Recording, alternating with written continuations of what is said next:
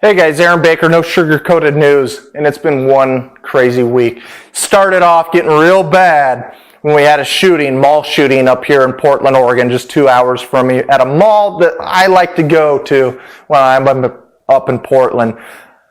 But before I get into the shootings and gun control, which is the main story now on nosugarcoatednews.com, I want to do a recap, start back where I left off. Again, things are crazy around the world. Let's start off. Iran captures U.S. drone in its airspace.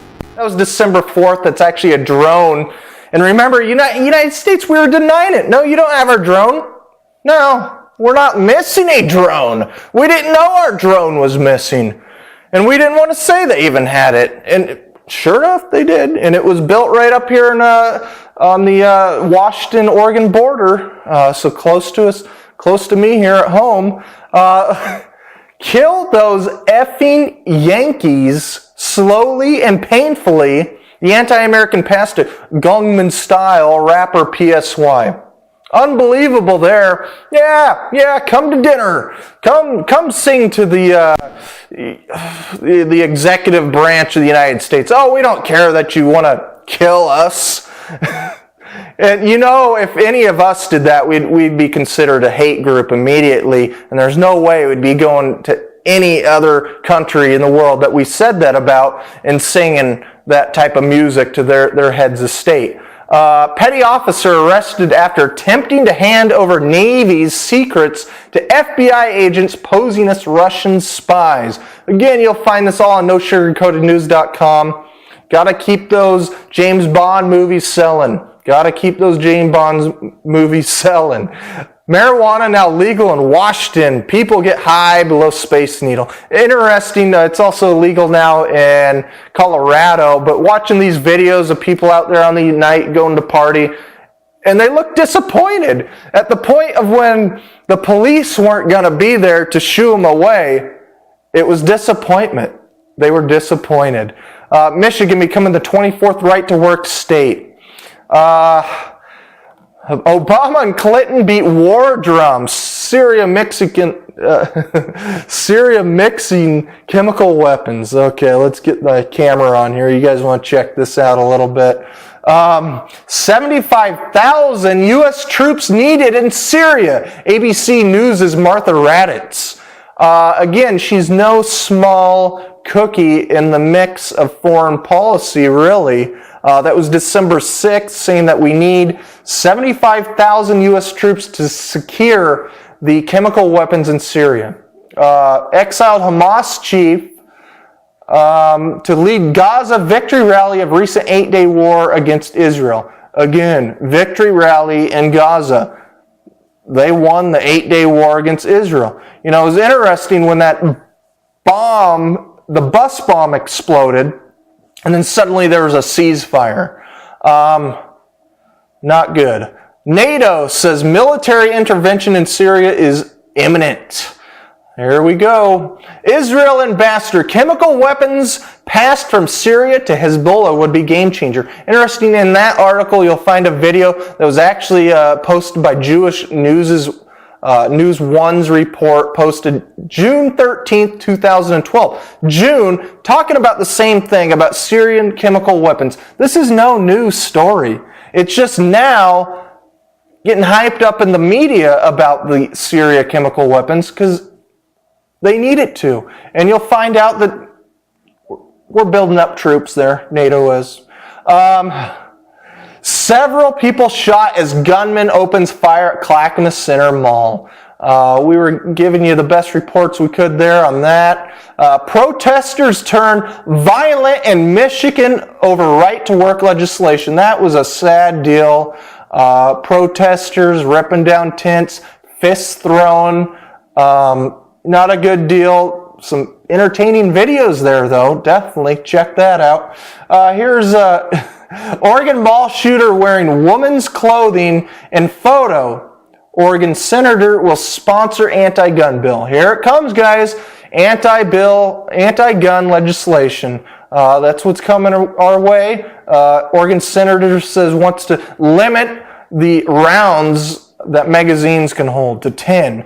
That's not where we need to go. An interesting picture here of the Oregon shooter here in Oregon, all the media talking about, there's nothing alarming about this guy, nothing alarming whatsoever, yet some foreign media got a hold of this picture and thought it was very alarming that the shooter was dressed in such a way.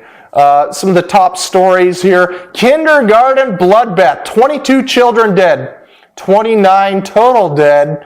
Newtown, Connecticut, shooter 20 years old with AR-15. That was the first report here we got on No Sugarcoated News, that it was a 20-year-old with a .223 caliber rifle, so possibly an AR-15. Those numbers there are wrong. I believe it's 20 children, 27 total dead. And that's an interesting story in itself. The next story that came out was Fox News confirmed suspected Connecticut school shooter was the 24-year-old Ryan Lanza. And then we came to find out, the next report came out, it was not Ryan Lanza. It was Ryan Lanza's younger brother, Adam Lanza, who was 20 years old. So the police released the wrong name at first. Apparently, there was ID of the other person on the scene. There were brothers. But could you imagine having your picture posted over the world as of these small young children? Terrible thing. And all why this is happening, you always got to watch. The media is focused on this, right? But what's really happening? What's the government doing? Why that was happening, here it is. U.S. sending 400 troops and 2 Patriot missile batteries to the Turkish-Syrian border. Like I said, there is a troop buildup on the Turkey-Syrian border right now. Germany is talking about putting troops there. We don't have to put any of our U.S. troops there. NATO itself, Turkey and NATO country can deal with these Patriot missile batteries themselves. We don't need our men there. But, we want our people there. We want to put them in harm's way. Like I said, 75,000 needed to secure the Syrian chemical weapons. And also why all this was happening. Man knifes 22 children and 1 adult outside school in China. This is an ongoing problem in China, that men are knifing the children at schools. I guess they can't get their hands on a gun, so they choose the knife, and those children are still in harm's way. And now the top story right now in No Sugarcoated News is gun control. It's at the top of debate in the United States after that kindergarten bloodbath and the mall shooting up here in Oregon. And we got Obama, fake tearing up while he's on TV and pretty much wiping the tear away with his middle finger, giving us all the middle finger. Said we must take meaningful action on gun control. So we know where that's going. If we go into that story, a lot of nice links we will find. This isn't a new thing. I thought, who would ever do such a thing? Kill children at an elementary school. It's happened before here in the United States, and it was actually a worse case of it. The guy had enough explosives in there to blow up the whole school and kill over 200 children. Luckily, in most cases, these guys don't make great bombs, and he still killed 38 children. That was back in the 20s, which is interesting. And again, it was just really a psychotic guy with no affiliation to a group or any political motives. Now, gun control, that's what it's just being jammed down our throat now. They can't make a critical incident like this go to waste. And it's all about the United Nations Small Arms Treaty, the United States trying to sign on to this. Yet to do so, we need to have some tighter gun restrictions here in the United States. So it's going to be coming from the federal government. But no matter what, it's not going to prevent this from happening. When we look at the shooting up in Portland, kid, 22, stole the guns. They were not his. So what would have prevented that? Locking the guns up. A nice safe. Maybe the issue is safes are really expensive, but that's not really the issue.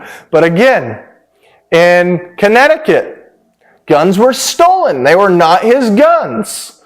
So time and time again, you look at these shootings and they weren't legally obtained.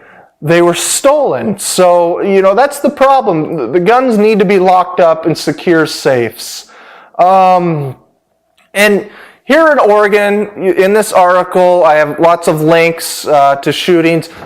Many of you don't know about here, just 30 minutes from where I'm at right now. I was a child in school. I wasn't in the school where the shooting happened. Like I said, it was 30 minutes away. But a guy named Kip Kinkle at Thurston High School, Springfield, Oregon, killed his parents the day before, then went to school the next day and killed another couple of students and injured 24.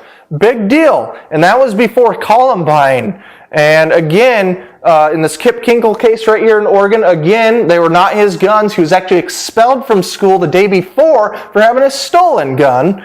And then got into the parents' guns and went on this rampage. Columbine, if you look into that too, the guns were not legally obtained. These kids shouldn't have had the guns. They were buying them illegally from friends, most likely stolen too. Virginia Tech, all the warning signs were there. That should have never happened.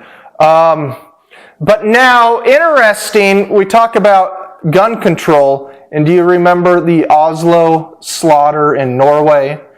The guy killed 77 people and injured 319. And it seems he bought all the guns legally, yet in a country that has really tight gun restrictions. Yet he had to go through many classes and do all this proper licensing, and many of the guns he actually had to go to other countries to buy, yet then still did the legal things to be able to bring them into the country. But, that's an interesting case there, but he planned it for years. So gun control is going to be shoved down our throats here. I think the main thing, I will do what I can to stop it from happening here in Oregon. I'll let my legislators know that this isn't the way to go. It's not banning a 30-round magazine and allowing a 10-round magazine is not going to stop anyone from being killed.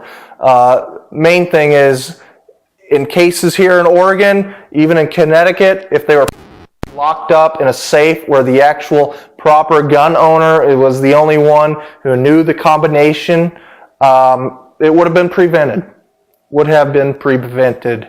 So, Aaron Baker, No Sugar-Coated News, go there now and you'll find out a lot of neat stuff. So, see you there.